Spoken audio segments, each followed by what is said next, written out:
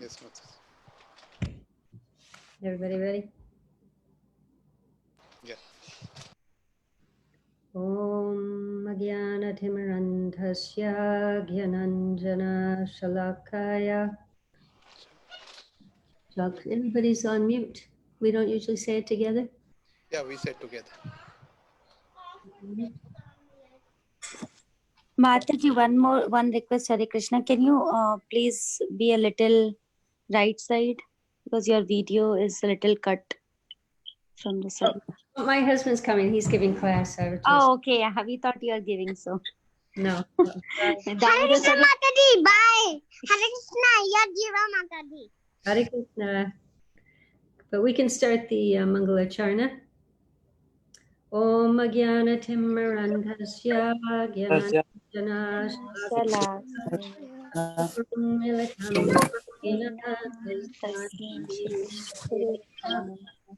Shri Chaitanya Manohidam Kapitam Yena Bhutale Swayam Rupa Kadamayam Yadapti Swadantam Vandeham Shri Guru Shri Yutam Shri Gurum Vaishnava Shri Rupam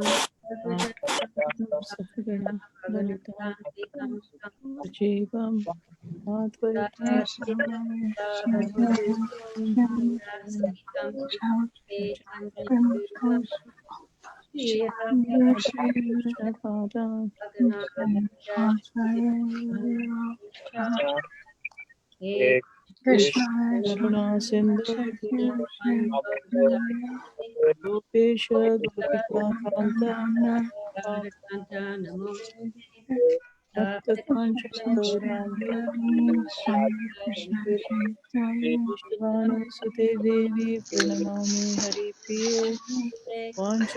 Kalpatarubhyas cha Kripasindubhya eva cha Patitanam Vaishnavebhyo Namo Namaha Shri Krishna Chaitanya Prabhu Nityananda Shri Advaita Gadadhara Shri Vasadi Gaura Bhaktivinoda Hare Krishna Hare Krishna Krishna Krishna Hare Hare Hare Rama Hare Rama Rama Rama Hava. We'll be lecturing on Chapter 12, Devotional Service, Text 16. So we can chant the Sanskrit until he comes.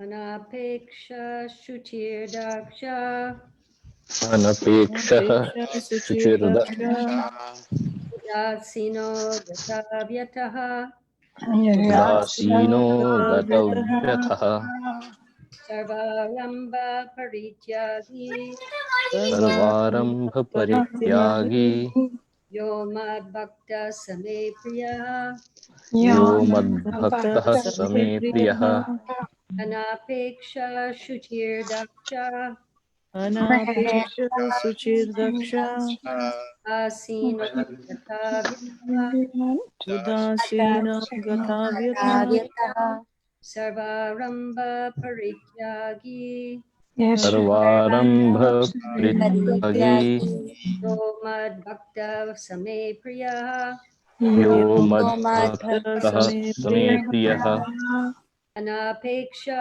Shuchir Daksha Anapeksha Suchirdaksha Asino Gatavyataha Udasino Gatavyatha Sarvarambha Parityagi Sarvarambha Parityagi Yo Mad Bhakta Same Priya Yo Madbhaktaha Same Priyaha Someone else like to chant? Anapeksha Shuchirdaksha Anapeksha Suchirdaksha Udasino Gatavyatha Udasino Gatavyatha Sarvarambha Parityagi Sarvarambha Parityagi Yo Madbhaktaha Same Priyaha यो मद्भक्तः स मे प्रियः अनपेक्षा सुचिर्दक्ष अनपेक्षः शुचिर्दक्ष उदासीनो गता व्यथा उदासीनो गतव्यथः सर्वारंभ परित्यागी सर्वारम्भ परित्यागी यो मद्भक्ता स मे प्रियः यो मद्भक्तः स मे प्रियः अनपेक्षा Go ahead. अनपेक्षा सुचिर्दक्ष अनपेक्षः शुचिर्दक्ष उदासीनो गता व्यथा उदासीनो गतव्यथः सर्वारम्भ परित्यागी सर्वारम्भ परित्यागी यो मद्भक्तः स मे प्रियः यो मद्भक्तः स मे प्रियः अनपेक्षा सुचिर्दक्ष अनपेक्षः शुचिर्दक्ष उदासीनो गतव्यतः उदासीनो गतव्यथः सर्वारंभ परित्यागी सर्वारम्भ परित्यागी यो मद्भक्तः स मे प्रियः यो मद्भक्तः स मे प्रियः अनापेक्षा सुचिर्दक्ष अनपेक्षः शुचिर्दक्ष उदासीनो गतव्यतः उदासीनो गतव्यथः सर्वारम्भ परित्यागी सर्वारम्भ परित्यागी यो मद्भक्तः स मे प्रियः यो मद्भक्तः स मे प्रियः अनपेक्षा सुचिर्दक्ष अनपेक्षः शुचिर्दक्ष उदासीनो गतव्यतः उदासीनो गतव्यथः सर्वारंभ परित्यागी सर्वारम्भ परित्यागी यो मद्भक्तः स मे प्रियः यो मद्भक्तः स मे प्रियः Anapeksha. True. Neutral. Neutral, isn't it? Suchi. Pure. True. Pure. Dakshaha. Dakshaha. Expert. Expert. Udashina. Udasina. Free from care. free from care Gatavyata. gatavyatah Free from all distress. free from all distress Sava aramba. Sarvarambha. sarva arambha Of all endeavors. of all endeavors Prityagi. Parityagi. Counselor. Renouncer. Ya. Yeah. Anyone who. Anyone who. Matpaka. Bhakta. My devotee. My devotee. Saha. Saha. He. He. May. To me. Priya. Priyaha. Very dear. Very dear. Translation. My devotee, who is not dependent on the ordinary course of activities, who is pure, expert, without cares, free from all pains, and not striving for some result, is very dear to me. Purport by Srila Prabhupada. Money may be offered to a devotee, but he should not struggle to acquire it. If automatically, by the grace of the Supreme, money comes to him, he is not agitated. Naturally, a devotee takes a bath at least twice a day and rises early in the morning for devotional service. Thus, he is naturally clean, both inwardly and outwardly. The devotee is always expert because he fully knows the essence of all activities of life, and he is convinced of the authoritative scriptures. A devotee never takes the part of a particular party. therefore he is carefree. He is never pained because he is free from all designations. He knows that his body is a designation. So if there are some bodily pains, he is free. The pure devotee does not endeavor for anything which is against the principles of devotional service. For example, constructing a big building requires great energy, and a devotee does not take to such business if it does not benefit him by advancing his devotional service.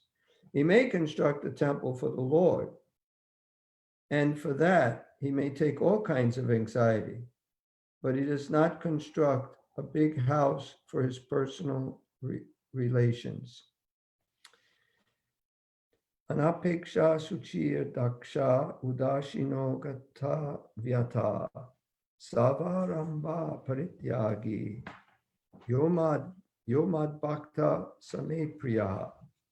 My devotee, who is not dependent on the ordinary course of activities, who is pure, expert, without cares, free from all pains, and not striving for some result, is very dear to me. Namo Vishnu Padaya Krishna Pasaya Bhutale Srimati Bhaktivedanta Swami Namane Namaste Saraswati Devi Gauravani Bachani Nivase Sasnivadi Pashchadi Satadani. So this is now describing here is a devotee who is very dear to Krishna. So we may notice, I hope everyone notices that they don't have all of these particular characteristics. I hope you notice that only because if you don't notice it, then you're probably thinking yourself more advanced than you actually are. But most of us would honestly say that I don't really fit this particular category, not dependent on the ordinary course of activities. Even that itself, what does that mean? It means that you're dependent on Krishna. You're not dependent on your job. You're not depending on anything. You're just doing these things because you have to do something to maintain yourself. But you're dependent on Krishna. You're not dependent on anything else. And if you lose your job, it's not a big deal. Just accept it as Krishna's mercy. Without cares. He doesn't have any cares because he's dependent on Krishna. Krishna, he knows Krishna's going to take care of him. And if Krishna doesn't take care of him, he knows that's his mercy, that's his karma, that's different reasons he may look at it, but he accepts everything as the Lord's mercy. So he doesn't have any cares. He's not worried about this or worried about that. He's free from all pains and not striving for some result. So, I mean, this is a material result. We can be striving. It's interesting because in this purport, when you read it, it sounds like devotee is more like, in one sense, like an impersonalist. He's just, not here, not there. He's an equal balanced monist. It doesn't seem to matter. But this is materially, things don't really faze him too much. He does his duty materially. But spiritually, at the very end of the purport, he may construct a temple for the Lord. And for that, he may take all kinds of anxiety. And Prabhupada has taught us that we should be in anxiety for spreading Krishna consciousness. Not that we have to, we can, but because we're in a line of Gosdianandis, not Bhajananandis. The Bhajananandis, they just hear and chant them for themselves. They don't preach. But we're in a line of preaching, engaging everything in Krishna's service and trying to make more people devotees. Even Krishna says in the Bhagavad Gita that the devotees shouldn't unnecessarily disturb the others, who are in Maya, basically. But the devotees do disturb the others who are in Maya and help them to try to get out of Maya.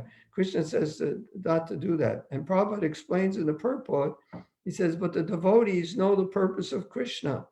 The purpose of Krishna is to enjoy with his devotees. And these devotees here are suffering. They're missing Krishna.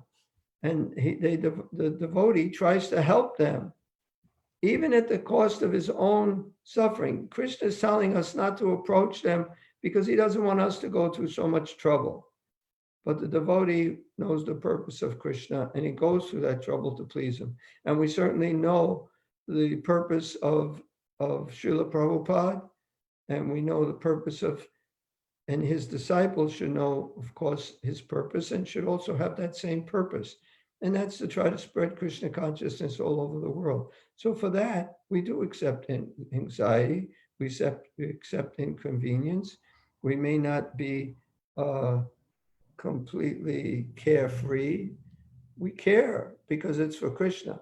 But for our own personal things, we don't take such care, or we shouldn't. So most of us, I mean, I would think all of us are not onto this platform, but we're still dear to Krishna because we're trying to get on that platform. And you could picture how wonderful it would be to be on that platform.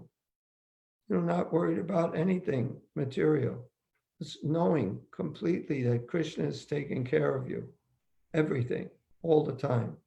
So that's a really nice platform to be on. So in the beginning of the purport, money may be offered to a devotee, but he should not struggle to acquire it. So for devotee, if money comes, it's fine. Krishna's given it. Prabhupada says, if Krishna gives us like $1 million, then we'd spend it by tomorrow. Of course, it may spend it a little longer, but we'd basically be using it. We don't try to just save or accumulate a lot of money. We use it in Krishna service. Bhakti Siddhanta used to take loans and go into debt for preaching programs, so that the devotees had to work really hard to try to pay back the debts. So no matter how much money we get, and Prabhupada also says, if you knew what to do with it, Krishna could give you the world, but you don't know what to do with it. So he gives us according to how much we know how to use it. So the more we learn how to use things for him, the more he gives us. So if money comes, we don't struggle, we don't worry about it. It's actually, I remember Vishnu Jan Swami saying that in particular, but I don't remember what the particular problem was, but he said, it's not your problem, it's Krishna's problem. So, and when people, if people don't want the books, we shouldn't take it personally, but it's Krishna that they're rebelling against. We try to help them, but that's all we can do. So if automatically, by the grace of the Supreme, money comes to him, he is not agitated. He doesn't, wow, it's so happy I got this money. He's got it, Krishna gave it to him. Now he has to figure out how to use it for Krishna. Naturally, the devotee takes a bath at least twice a day and rises early in the morning for devotional service. So thus, he is naturally clean both inwardly and outwardly. Of course, this is outwardly. We clean by bathing at least twice a day. We wash our hands after eating, after using the bathroom, we would clean. And nowadays, you wash your hands after touching anything. So a devotee should, actually, this policy of this coronavirus, getting people to wash their hands, is something most devotees do. Whenever you touch something dirty, you don't touch anything else until you wash your hands. And now people are learning how to wash their hands. So he's clean outwardly by cleaning, bathing, etc. And inwardly, so by going to a morning program, by chanting his rounds, by reading about Krishna, that cleans us inwardly. So he's naturally clean both inwardly and outwardly. And devotee is always expert because he fully knows the essence of all activities of life, and he is convinced of the authoritative scriptures. So what's the essence of all of, because he fully knows the essence of all activities of life. Can somebody answer that? What's the essence of all activities of life? I think you have to unmute yourself. I don't know if you can, but I think somebody should know. For I the think pleasure all of Krishna. What? For the pleasure of Krishna. The Giving Krishna pleasure, essence of all activities of life. Yeah, but it's basically discharging your prescribed duties for pleasing him. So it's everything you're doing should be for his pleasure. But it is for his pleasure. But all of our activities, for all your activities, and it's for the results, just depend upon me. Work always under me, and in such devotional service, be fully conscious of me.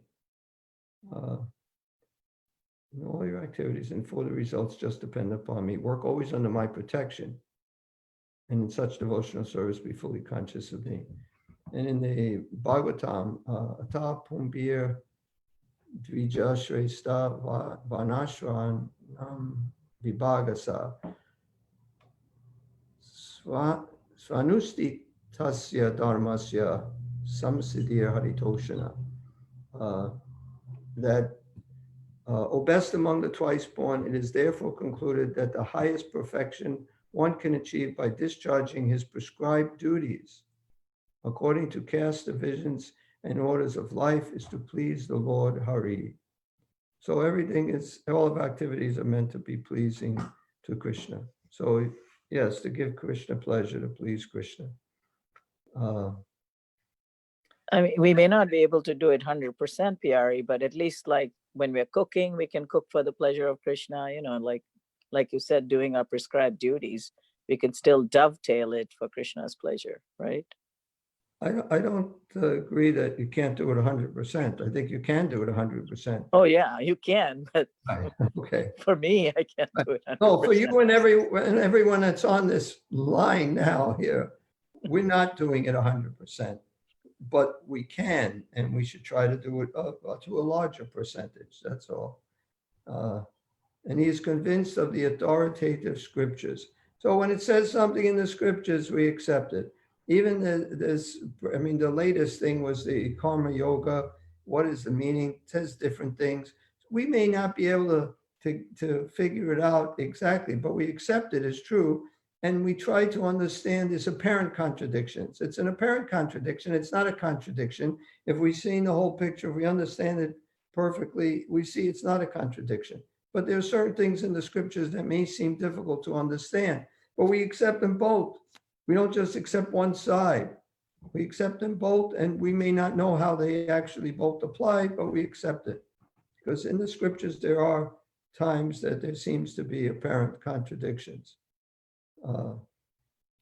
And we can ask different devotees who are more advanced than ourselves if they can explain it,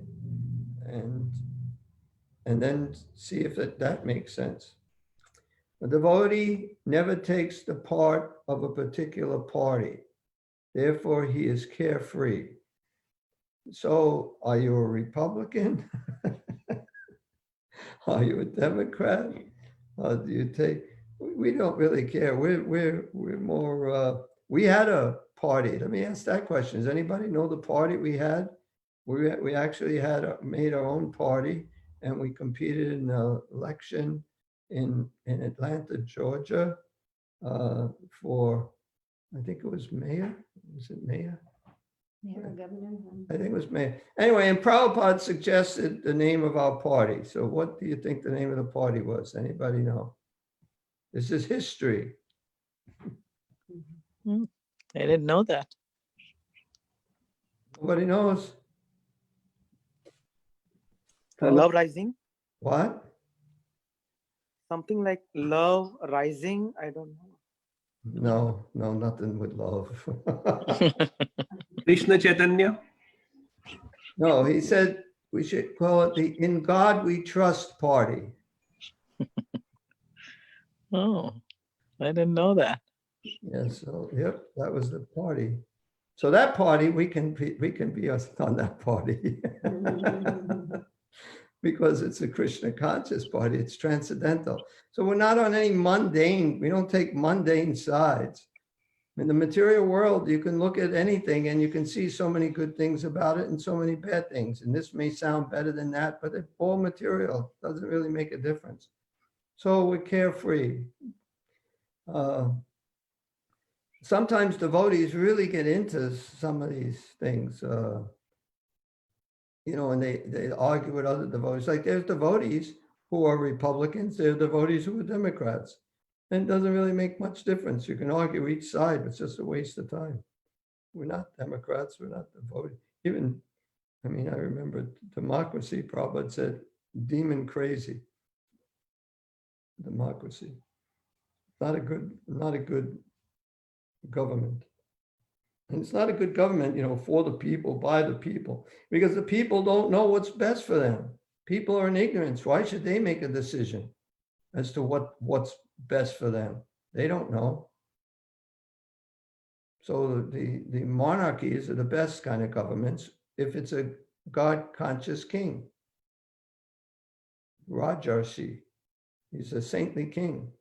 And he listens to the Brahmins who are detached, not caring about how they're maintained. They don't get influenced by the king getting a real nice place in a palace, so then they say what the king wants. They live outside in a simple hut, and then they give advice and they tell the truth, and then the king does it. That's the best kind of government, listening to the most, because Brahmins are supposed to be the intelligent class, so they listen to the intelligent class. Of course, they're smarter Brahmins, and the whole thing is corrupt now, but that was the best form of government. He is never pained. So anybody ever feel any pain? Because he is free from all designations. He knows that his body is a designation. So if there are some bodily pains, he is free. So the body, all our designations, I'm a man, I'm a woman, I'm a janitor, I'm a president, I'm a computer programmer. These are all bodily designations. We're not any of these things. We're pure spirit soul. So he identifies with the soul. So therefore he doesn't feel these pains. It's not that he doesn't feel any pain, because Prabhupada would get cold. He'd feel the cold and he didn't like it. But it's somehow or other, he's callous to the pain. In other words, if he didn't feel pain, he'd touch a hot iron rod and not realize his body is burning. It's burning his hand and destroying it. So he feels it, but it doesn't feel it the same way someone who is accepts the body as himself will feel it. The pure devotee does not endeavor for anything which is against the principles of devotional service. So he doesn't try to get anything. Oh, it's interesting. What's against the principles of devotional service is endeavoring for something that is very difficult to achieve materially. If it's too difficult to achieve, you don't bother endeavoring for it. It isn't worth it. I noticed that some people, they work really, really hard. Most people have a regular job. But sometimes if you have your own business, you want to increase it, and you may wind up working too much. And that's actually detrimental to your spiritual life. You know, you should satisfy more on what comes easy. Because there are, there's lust, anger, and greed are three paths leading to hell. So if you become too greedy, that's not a good thing. So for example, okay, this is the pure devotee does not endeavor for anything which is against the principles of devotional service. Now here, against the principles of devotional service, St. Prabhupada's example is constructing a big building requires great energy. And a devotee does not take to such business if it does not benefit him by advancing his devotional service. So how by making this big house, is that going to help my devotional service? And if it's not going to really increase your devotional service, then he doesn't bother with it.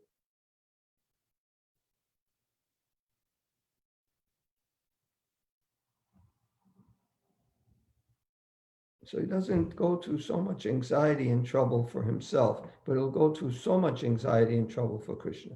He may construct a temple for the Lord, and for that, he may take all kinds of anxiety, but he does not construct a big house for his personal relations. So I will read one more time the translation, and then if anyone has any questions. My devotee, who is not dependent on the ordinary course of activities, who is pure, expert, without cares, free from all pains, and not striving for some result, is very dear to me. Of course, when not striving for some result means material result. He strives for spiritual results. He strives very hard for doing things for Krishna. So any questions?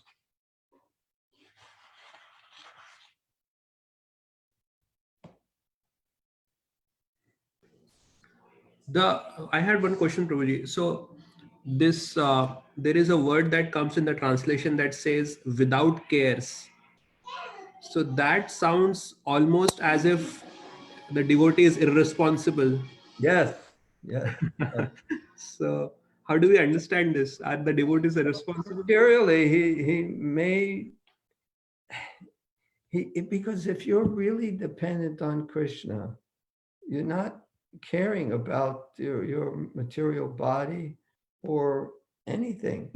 I mean, we're not at that platform. We're just dependent on Krishna.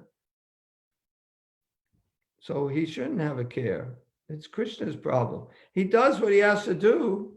He may have to work, do that, but he doesn't have a care. If this doesn't work out, something else will work out. Krishna will take care of me. Krishna will take care of me. And I have to take care of my family. Krishna will take care of my family. It's not like he doesn't do anything. He's irresponsible in that sense. He does what he has to do, but he doesn't have a care. If he gets fired, he doesn't have a care. I'll try to get another job. It's not that and when he does his job, it's not like he doesn't care and just does it anyway. He does it the way he's supposed to do it, but he doesn't have a care. He's not in anxiety about it. You have to be able to do your work and not be attached. So I'm not at that platform. I have plenty of cares, but we're trying to imagine what it is for the devotee. But sometimes, Pyari, we are kind of forced to come to a point where we have to let go and let God. I mean, we do our best, but there's nothing we can do about it. In other words, if you do have care, sometimes you're forced to not have a care. Exactly. Right. In other words, you see it's out of your control. Exactly. And at least at that point, being somewhat in the devotional path, you have to let go and let God. Right. Let go and let God. I think that's from your Christian friends, huh? Oh, yeah, that's from my Christian friends. But it works even in our devotional path, because I've come to that point a lot of times. No, but before you get to that point, you shouldn't have a care. You should understand the whole time. I know, but I'm saying if you're not at that platform, at least we have to understand that not everything is within our control. Right. Krishna may help us to come to that platform if we're not doing it ourselves. So without a care doesn't mean you're irresponsible. Why can't you be responsible, do everything you have to do, but not care? You do it. I only have to be the only way I'm motivated is if I'm in anxiety about it. No, I do it because that's my duty. But I'm not attached. The results are up to Krishna. I do my best. Actually, I've heard one devotee say, which I like, that you should act as if the results depended on you, but know that it depends on Krishna. So, and that's doing everything you have to do, but it's the results are up to Krishna, not me. Yeah, that makes sense, Prabhu.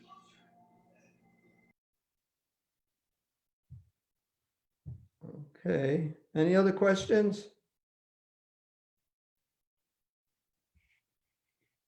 Okay, well, I'm going to read one more verse. At the end of this verse, we'll have questions and then comments if anybody has comments, but for now, just questions.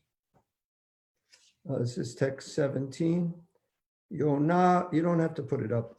Yona rishyati na dristi na shochati na kankshati subha shubha parityagi bhaktiman ya same priya. One who neither rejoices nor grieves, who neither laments nor desires, and who renounces both auspicious and inauspicious things. Such a devotee is very dear to me. So here's another verse explaining the devotee who's very dear to him. So we're devotees and we're dear to him. We just may not be very dear to him. Purport. A pure devotee is neither happy nor distressed over material gain and loss, nor is he very much anxious to get a son or disciple, nor is he distressed by not getting them. So this is nice, just kind of answers your question a little more. Pure devotee is neither happy nor distressed over material gain and loss. So it's like, why would you do it? You know, normally you want something and that's what's going to make you happy. And if you lose it, you're distressed. And so you're motivated not to lose it. But for the devotee, he's not happy or distressed over gain or loss. Nor is he very much anxious to get a son or disciple, nor is he distressed by not getting them. If he loses anything which is very dear to him, he does not lament. Similarly, if he does not get what he desires, he is not distressed. He is transcendental in the face of all kinds of auspicious, inauspicious, and sinful activities. He is prepared to accept all kinds of risks for the satisfaction of the Supreme Lord. Nothing is an impediment in the discharge of his devotional service. Such a devotee is very dear to Krishna. Again, the verse, one who neither rejoices nor grieves, who neither laments nor desires, and who renounces both auspicious and inauspicious things. Such a devotee is very dear to me. So this is another thing. He's detached from all these material things, all these material designations. If not happy or distressed over material gain or loss. I mean, I'm pretty sure any of us, if, you know, we don't gamble, but someone who very much loves us, wins millions of dollars in the lottery and gives us half of it, I think most of us would be pretty happy about that. And I think we'd be pretty distressed if we, you know, this economy goes and we lose all our money and investments, all our bank accounts, all our house is taken away. I think most of us would be distressed. But for a pure devotee, he sees that it's Krishna. We really have to see everything that happens to us as Krishna's mercy. Krishna is doing this to me. Not that the government is doing it, not that the virus is doing it, this coronavirus, nothing. Not that this devotee is doing it to me. It's Krishna's doing it to me. Like most of the time we don't think about that. Sometimes when something happens that's very distressful, we think about that. I don't know if we think about it when something very good happens. Krishna is doing this to me. Or maybe we think, oh, Krishna is so kind, he's given me all this nice stuff. Thank you. But we should be detached in either way, happiness or distress, heat and cold, honor or dishonor. The devotee sees them all the same. You know, we're seeing this one little picture of this one little body and this little attachments to other bodies, but that's not me. That's not who I am. I'm an eternal servant of Krishna. I'm a pure devotee of Krishna. If I can identify as that, then I won't be affected by all of these material things. So we have to try to develop, like Srila Prabhupada coined the phrase, Krishna conscious. We have to try to develop Krishna consciousness. And when we're conscious of him, then we're not lamenting or in ecstasy for some material thing. Not distress. It's transcendental in the face of all kinds of auspicious and inauspicious and sinful activities. He is prepared to accept all kinds of risks for the satisfaction of the Supreme Lord. So for him, he tries anything. For Krishna, we try anything. And this is a very good thing that everyone should learn, and it should be on the test on Saturday. Nothing is an impediment in the discharge of his devotional service. Sometimes people use different excuses why they can't do their service, but nothing is an impediment for discharging devotional service. So you can't say, well, that because of this, I can't do it. No, there's no impediment. One can engage in devotional service no matter what happens. You go to jail, you still can still engage in hearing and chanting about Krishna. You can still preach Krishna consciousness. You have a what kind of an audience when they can't go away?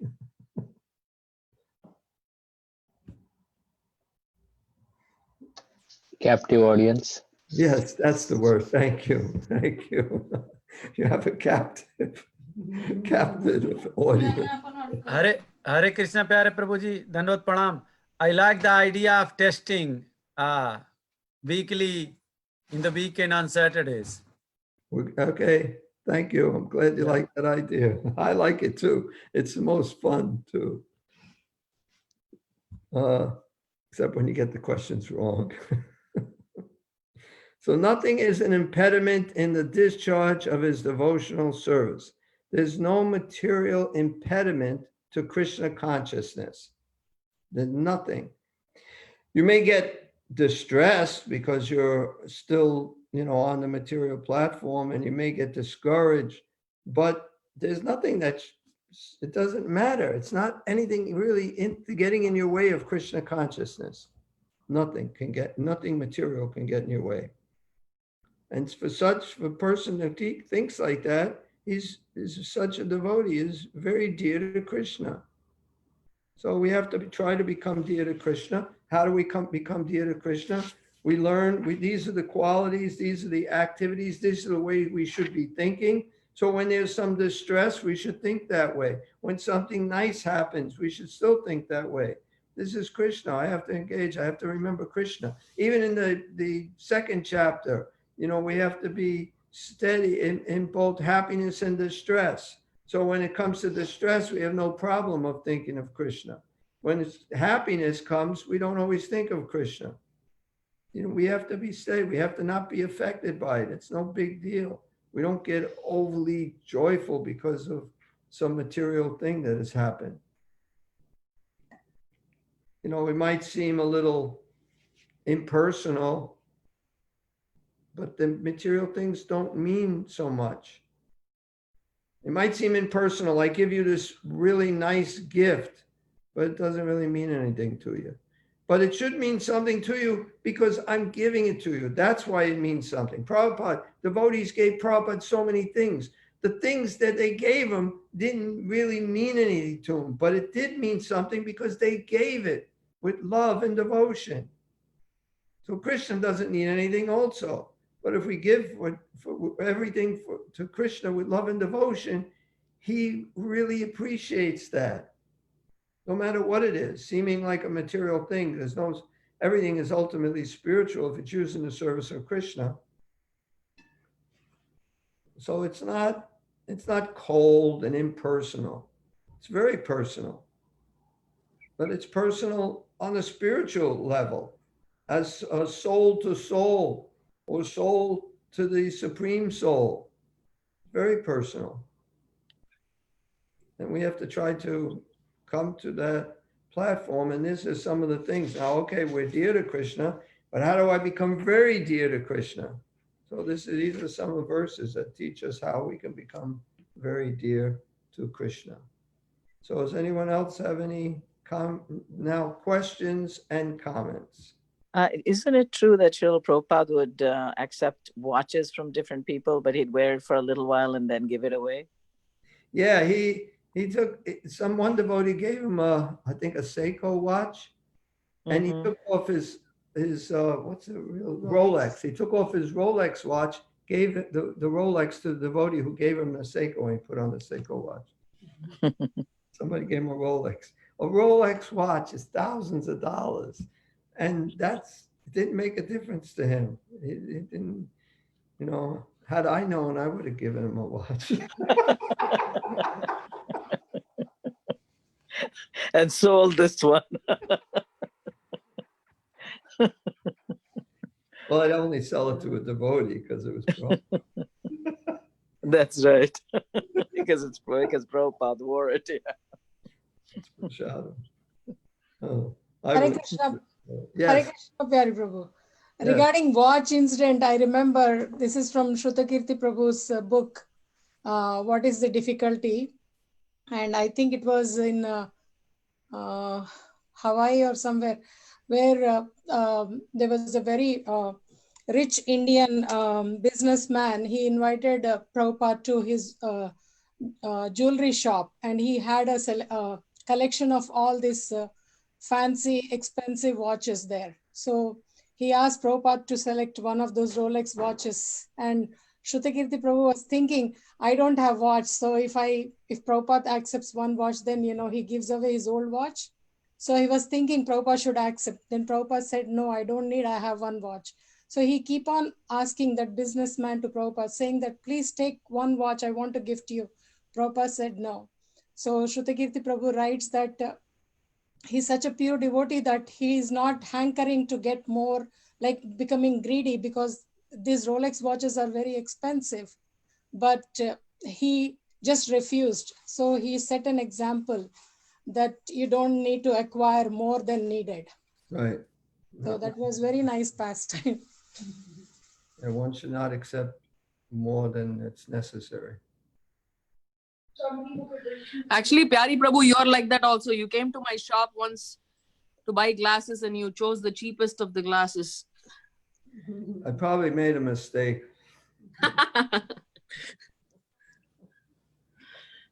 Yeah, I don't really, to me, what's the difference? As long as it feels good, it's comfortable. And I don't wear them all the time, so it doesn't matter. But, I mean, I think everybody likes nice things, but Prabhupada is very practical. What's the difference? That's a nice story with Prabhupada and the watch. I'm pretty sure I would have taken one. I may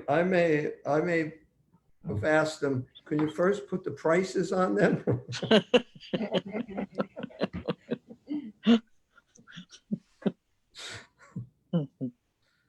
Okay, any other questions or comments?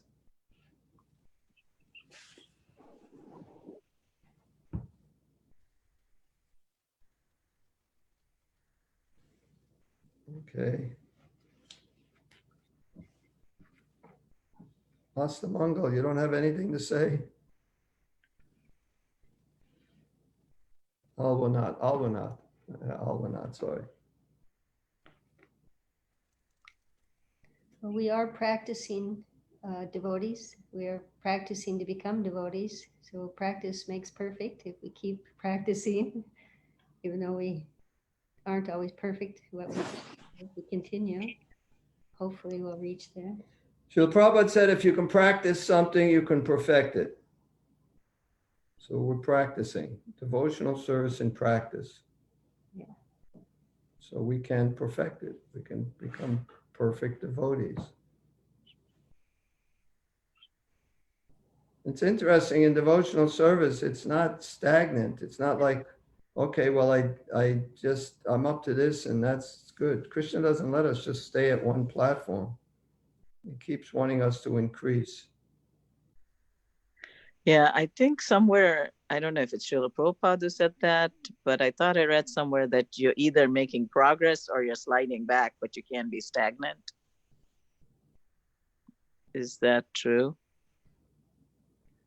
I've heard a devotee say that, if you're not, but it seems like if you, I argued a little bit about that because he's saying, we have to keep doing more and more, but something like that. I'm saying if I'm chanting, okay, even if I'm not chanting my 16 rounds, if I'm chanting one round, aren't I still making progress? Just how am I going backwards? I don't understand that. If I'm doing something for Krishna every day, it seems like I'm still going forward. I know, but sometimes for a few days you're chanting very sincerely and nicely, and you feel this kind of, you're making some progress, and then you kind of slide back, and your rounds are getting really bad for a while because you're stressed out about something, Right. So you feel that you're kind of sliding back. Right. You might feel that, but I don't, because there's no loss or diminution. Whatever progress you made, you're at least at that point, at that platform. You don't go back because you stop. You're at that point when you stop. And then if you keep going, even if you just do a little bit, you're still going, but real slow. You may have been going at 90 miles an hour, and now you're going at 2 miles an hour.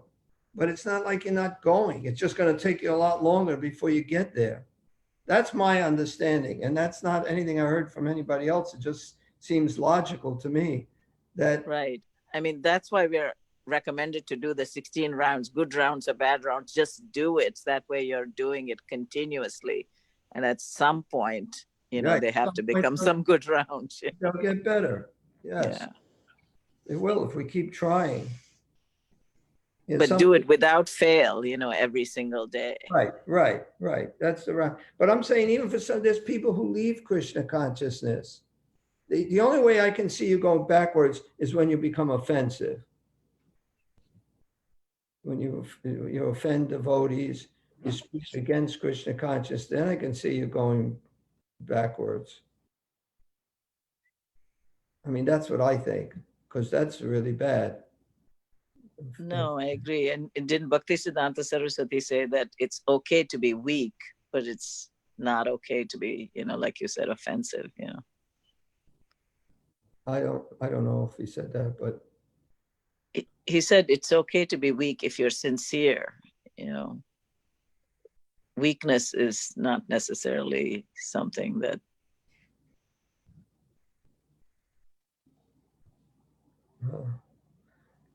And anyway, I know that if you're trying to be Krishna conscious, you're having a hard time, but you're still trying to be Krishna conscious, you're still making some progress. You might be going just a mile an hour, but you're still going.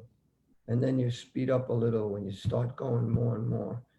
The whole idea is to try to get to 90 miles an hour and stay there. To just not let anything distract you from your service. So 90 miles an hour is an example of like fully surrendered. Maybe we should just do it 65 because 90 may scare some of you. But if you're going at a certain speed and you just stay at that speed, then that's really good. And if anything, increase.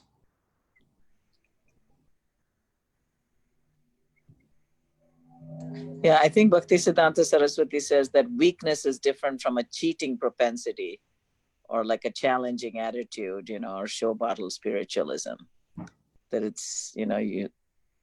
Well, I don't know everything he said. I mean, that makes sense, but I don't know if I can't, I don't remember. I did read some books of things he said, but I don't remember things. Okay, any other questions or comments? Okay, so let's offer our respectful obeisances to all the Vaishnavas here to the Lord. Kalpatarubhyascha kripa sindhubhya eva cha patitanam pavanebhyo vaishnavebhyo namo namaha.